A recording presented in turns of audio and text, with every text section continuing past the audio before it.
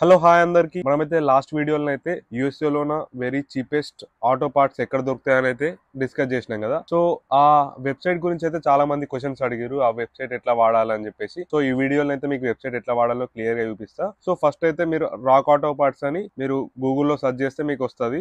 Search చేసిన తర్వాత so rock auto parts అని ఓపెన్ చేసిన తర్వాత మీకు ఇట్లా స్క్రీన్ చూపిస్తుంది. చూపించినాక సర్చ్ బార్ లో మీ కార్ ఇయర్ దాని మోడల్ అవి కొట్టేస్తే మీకు దానికి సంబంధించిన పార్ట్స్ అయితే ఇట్లా అన్ని చూపిస్తుంది. ఏమేమి బ్రేక్ ప్యాడ్స్, ఇంజన్ సంబంధించినవి, రోటర్స్ ఇవన్నీ చూపిస్తుంది. సో మీరు దేనికి సంబంధించిన పార్ట్స్ కావాలో అది సెలెక్ట్ చేసుకోవాలి.